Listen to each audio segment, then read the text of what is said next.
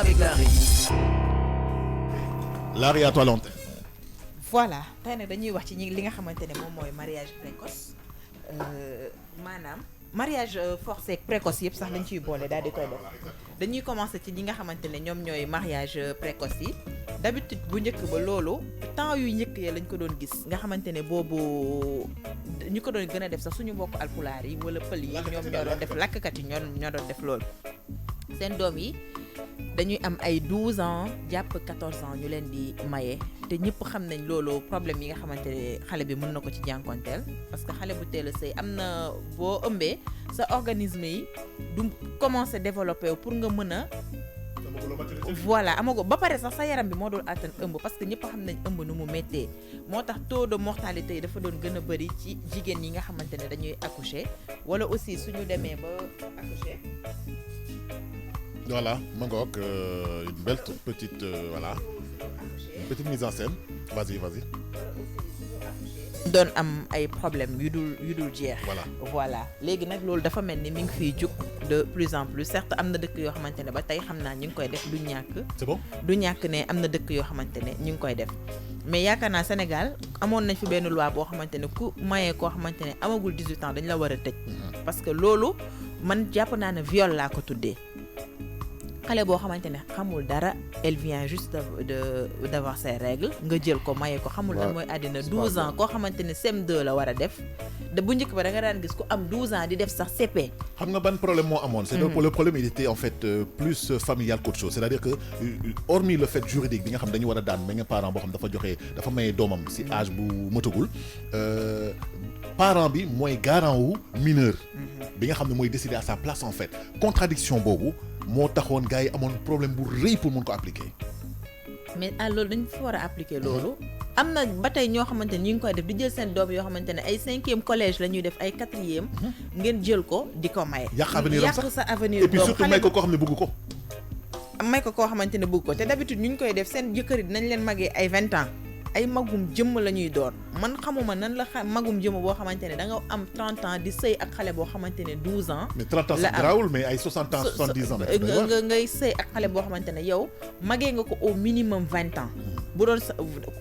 gis nga nit booy def dara da nga koy xool si bu doon sa doom la ndax dina la neex. suñu maam yi ñun. seen jëkkër yi 10 ans de différence d'âge dañ doon am. wala plus sax. voilà mais ñoom dañ daan peut-être. dañ daan dem ba mat ñu leen parce que suñu maam yi dañoo matoon xam àddina di mën soq di mën wal di mën def lépp loo xamante ne jigéen war na ko mën def mais suñu réew mi ñu nekk nga jël xale bu am 12 ans ku toll ni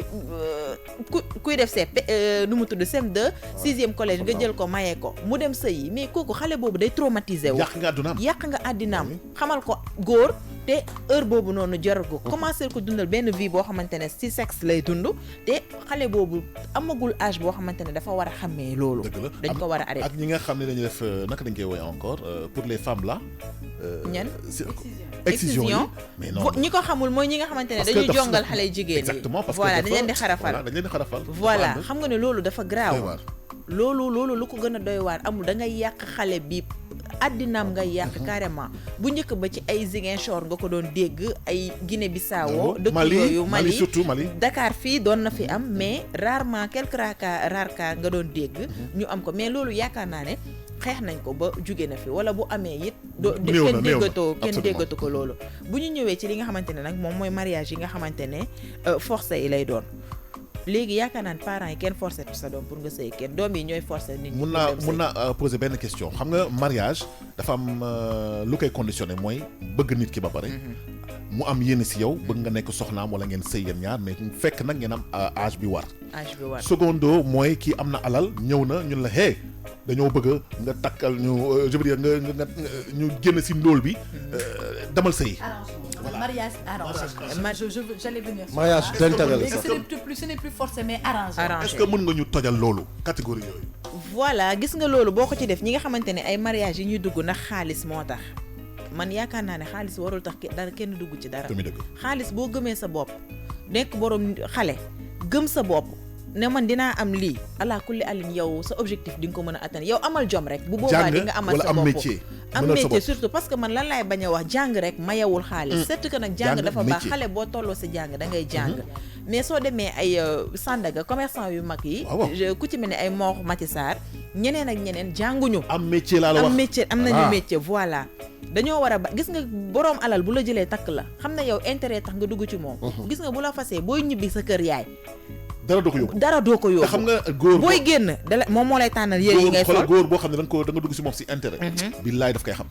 moo lay tànnal yére yi ngay sol bijou yi ngay takk moo la koy tànnal waxatuma sax aspect argent bi mais respect bi du la jox cër bi nga xamante ne sax daf la ko war a jox dootoo ko amati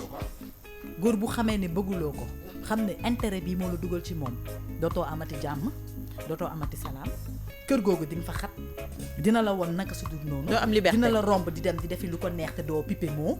parce que yow bi ngay dugg moom il est conscient yow dafoo moom daful xamante ngeen dina la def loo xamante ne doo am sañ-sañu toog fenn wax ko fa doo dem jooy ci kenn ndax doo dem ci yaay wala dem ci qui que ce soit di fa jooy ndax boo jooyee dinañ la laaj la tax boo waxee moom bu ñëwee wax coow la jeex di nga bugg suturaal sa bopp sutura bi ci naqar nga koy def ak ci nëbbatu amul benn sens. mais Maïté man nag je pense que ne loolu góor ñi dañ ci am tuuti part de responsabilité parce que man en tant que góor maa moom sama bopp di takk jabar du ma takk koo xamante ne leer na ma ne bugguma bu may dem takk damay daagu ca fañ ma nobee ma takk ko. mais xam nga la may problème bi. waaw ñëpp ils sont victimes de leur cœur duñu lucide en fait duñu xam nga nekk ak jigéen boo xam ne xam nga ne ni xel bugg la sa alal la bëgg wala da nga ñaaw ba mel ni. ba mais man boo ma waneen si tonton Al en fait le vrai sens en général c'est pas une histoire de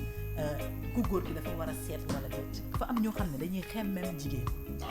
dañuy gis ni xemmem ko jéemuñu seet ndax bëgg na leen wala bëggu leen mais le fait que ñu war a mën a obtenir loolu noonu da leen di jaral lu nekk peu importe nopp na leen nobbu leen seen yoon new ci ñoom nañ ko takk rek buñ ko takkee am ci luñ ci bëgg a am bu ñu paree seen li ci des seen yoon nekkatu ci léegi nag bu ñu amee chance nag takk ko ba mujj nopp xale bi foofu kooku am na chance te ku jigéen ki tamit mën na nopp parce que tey chance bi am ci jigéen ñi tey ñun dañuy miin mën nañ bañ a nopp au départ dem ba ci biir nit ki peut-être jox ñu benn affection wala teg ñu ci benn environnement boo xam ne dañ dem ba nopp ko c'est différent d'un homme non ça dépend ku nekk ak sa man gëmuma ay affaire de mine yooyu man Maïté am na voilà am na gis nga àll xam lu tax ma ne la loolu am na tey am na ay cas de mariage yoo xamante ne comme on dit ce sont pas des mariages forcément forcés mais c'est des mariages arrangés dans des familles da ngay gis ay cousins par exemple cousin boo xam ne musuloo ko xam musuloo ko gis man j'ai vu des personnes comme ça yoo xam te ne musuñu gis seen cousin parce que seen cousin bi mu ngi États-Unis par exemple parents yi def mariage arrangé bi genre waaw affaire de mbokk la sa cousin daf la war a takk ñu ñëw maye leen biñ leen di maye yow xamuloo ko góor ki xamula vous vous êtes jamais vu ma rajouté benn affaire c'est-à-dire que je vais augmenter li nga wax ni c'est-à-dire que su cousin boobu parce que dañu bëgg maanaam sécurité non même pas parce que seen xel sa mbokk tànnal la si sa biir famille moo gën a dal seen xel que nga dem si mbedd bi te da ngay tasante koo xam ne mënuloo xam jikkoom wala peut-être ngay découvrir lu c'est risqué. bu fekkee ne y a un problème dans cette famille dans ce couple là ça reflète dans la famille dafay dem dégénérer wu ci famille bi mais c'est tout gérable mais gis nañ fi ñoo xamante ne bi ñuy marié wu kenn sa morom gisul sa musut gis sa morom xamuñu sax sa morom ni mu mel yàlla dimbali leen ba bés bi ñuy tase ba sëy bi am ba affection ba maanaam mariage boobu noonu consommé wu et cetera ñu dem ba ci biir ba ñaar ñooñu mujj nobante loolu am na mooy waral li may wax noonu mooy dem ba mujj bi à force de se fréquenter et de vivre ensemble dem ba mujj bi affection am parce que boobaa ku nekk peut-être am na effort boo def boo xam te ne dina plaire keneen ki loolu mën na nekk kii Maïté li mu wax xam nga ne mën na nekk mais non c'est différent ma ne amul j'ai pas dit que ne amul non waxuñu ne amul dama ne c'est-à-dire comme li Maïté wax c'est-à-dire jigéen des fois mën nañoo si mais à force ngeen ne da ngeen dem ba seen jikko ngeen dem ba Seydina Maïté li mu wax dama ci d'accord nit ñëw ñun jigéen loolu dafa yàgg ci àddina ñu ne la demal kër diw nga dem seeti diw wala genre wala ñu boole leen mais loolu bu njëkk ba nga ko doon def xale yi ñu nangu ko ndax bu njëkk ba xale yi dañoo amul kilifa sa kilifa dalay wax nga ne man sama papa lu mu ma wax du ma si teg baat wala sama yaay lu mu ma wax du ma si teg baat ñu ne la demal sa kër ndijaay diw nga dem fa yow da nga am kilifa nga dem takk kooku da ngeen koy def qu'il pleut ou qu'il neige da ngeen di sëy seen sëy bi par la force te bu boobaa yàlla aussi gis nga ay waajur lépp luñ la dugal boo ci góorgóorloo yàlla dala ciy may ndam xale yi dañoo amul kilifa waaye léegi ñun suñu génération bi dañoo ñàkk kilifa. mais tu sais là je vais compléter sax li nga wax c'est-à-dire que à la base relation entre homme et femme mbëggeel la d'abord ku nekk am yërmande sa morom après ngeen évoluer y a des cas yi nga xam ni dañ am na ñoo xam ne sax dañu nekk ci internet bi tous les jours di farantu ak ay nit ñu takk leen musuñu gisante au bout de 1 an 2 ans 3 ans gars boobu amul papier mënu ñëw Sénégal ñu tas sëy bi mais y a tellement de cas moo tax voilà on revient au mariage précoce. voilà xam nga léegi lan mooy wax ji léegi parents yi forcé tuñ seen doom yi ñu am jëkkër seen doom yi ñoo leen di forcer pour dem sëy ji comme démb liñ doon ndax bëgg sëy du question dañoo bëgg sëy parce que xale yi mënuñu sëy xale boo xamante ne amour collégien lay def entre 6e la nekk ak BFM kooku xamul lan mooy amour ci ay jamonoy foo la toll ak sàccan toog di def loo xamante ne merci di jouer ak si seen xel di basketer seen xel yi ci jamono yooyu noonu lañ toll parce que ñëpp dañoo dundul seen àddina dara lu war a tax ñu xam mbëggeel bu boobaa dañuy dem kenn moo leen di gis te léegi xale yi précoce boo xamante ne ku ci am 15 ans boo ko gisee da nga naan am na 25 ans léegi kenn mooy ñëw commencé leen nopp di leen investir ñoom xale yi comme démb li ñu doon wax lan moo tax ñu bëgg a découvrir monde du mariage juste pour savoir lan mooy sexe pour ñoom sëy kaw lal ba kese la xale yi mënuñu togg mënuñu fóot mënuñu paase mënuñu yàq dox bu normal sax mënuñu ko buñ la rombee frit yi karas yi seen tànk yi sax def bruit loolu yow nga ne da ngay dem sëy boo demee sëy lan ngay def sa kër dañ la naan da nga ay gaaf non mais laa ngi li wax nii dëgg la dox bu normal xale yi mënuñu ko dañ lay may ndox duñu sukk ñëw taxaw ne jat ni potu lampe ci sa kër ba pare wow bët boo leen di xool bët gën a naqari def nii seen wéer teg taxaw comme ay robot non ba pare loolu yow mën la bàyyi affaire ween yow avant sa xaritu jëkkër yi buñ ñëwaan ci biir kër gi sax da ngay am kersaw toog seen biir wala sax dugg ci biir waxtaan ci saf-saf waaye léegi ñooy jël ambiance bi moom ko non man loolu naqari ma de ambiance bi bu doon da ngay wax waxu nit sax ñu mun a ay waxu dof ngay wax ay waxu dof ngay wax ay nga ne lan ay waxu dof yoo xamante ne la xale yi génnee kenn xamul lan mooy loolu léegi dañuy ñëw ñoom ñooy forcer seen parents yi ne par la force dañuy sëy ba seen parents yi dañuy mujj sonn parce que aussi yaay bu nekk boo amoon sa doom bu sañoon bu la nee dama bëgg dem sëy ki da ngay parce que xale yi am nañ fit boo xam ne buñ ñëwee ne la da ngay sëy nga bañ dañuy dem fële dem def ji li leen neex mënuloo leen dara tamit temps yi maye gi yomb na ci ñoom de da ngay ñëw waxtaan si duñu jéem a xam paraaw ku góor ki kan la duñu jéem a xam ku góor ki kan la duñu jéem a gëstu ndax fi ñuy dugal seen doom fan la ak ni mu demee da ngay ñëw waxtaan si mais ça dépend ci non may te loolu ça dépend si parents yi ça dépend si parents yi bëri na xam nga ne yow mi tey sa doom ku ñëw di nga gëstu ay mbokkam mais am na sa xel xalaatu ko leen ci man première fois man j'ai vu des cas yoo xamante ne première fois bu famille ku góor ki ñëwee soi-disant dañu ñëw pour waxtaan si rek ñu mayee doom bi mais doo jéem a xool sax xanaa day fekk non man loolu mënuma ko accepter xanaa day fekk doxaan bi voilà yàgg ngeen xamante xam ay dégg li ma la wax am na ñoo xam ne préalable amul xam nga c'est que pour mu tëj xam nga Mayte man d'après li mu wax gis ngeen nit boo ñëwee di ko doxaan si xam nga lan la parents yi di njëkk a soucié wu lan lay liggéey waaw moo tax ma wax la loolu donc bu ñu nee par exemple tey sëñ Saliou Seck mi ngi King FM dañ koy may mais booy moom loolu gis nga li may wax nii voilà ci loolu laa ko bàyyi li tax ma wax léegi ni que les parents tamit dañuy boo may gaaree oto lan lay liggéey dañuy njëkk a lijjanti fu mu bokk ak ci kan dañuy après nag la ñuy jéem a xool bàjjen yi ñooy ñëw di lijjanti la moo xelu est-ce que xam nga ne loolu moo gën a graaw nit mën na liggéey foo xamante ne directeur de société la fay nekk cadre classe A am oto am yëpp nga ñëw di la takk boo demee këram barke Rasulullah 50 francs pain booy lekk boo ko jëndalul sa bopp du la ko jox nga am kenn koo xamante ne day xëy suba teel dem defi marchand ambulant 1500 lay am par jour bu ñëwee 1000 francs bi la lay jox jël téeméer bi denc lu mu am bokk ko ak yow sëy du xaalis ku ko fi jël jiital ko di nga dugal sa bopp ci njombe goo xamante ne monde bi ñu nekk nii tey bu ñu waxantee dëgg ouais non vas-y non en fait je voulais juste qu'on parce que Saliou est là voilà Larry que nga mën a parce que je voudrais juste rajouter une chose c'est-à-dire que on ne parle pas d'ethnie non attends defal naa xaar ma pare sa waay damay yokk li nga wax non bu ñu yokk xaar ba ma pare nga soog a yokk kay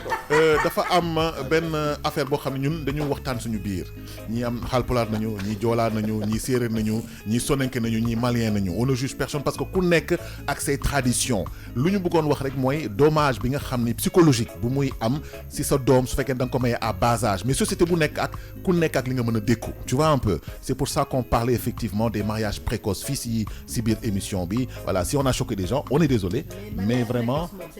voilà c'est à bannir c'est à exclure mais ku nekk ak sa aada ak sa cosaan comme on dit laari looy tëjee rubrique voilà tey loolu lañ leen indiloon parents yi aussi nañu bàyyi di dugal seen doom yi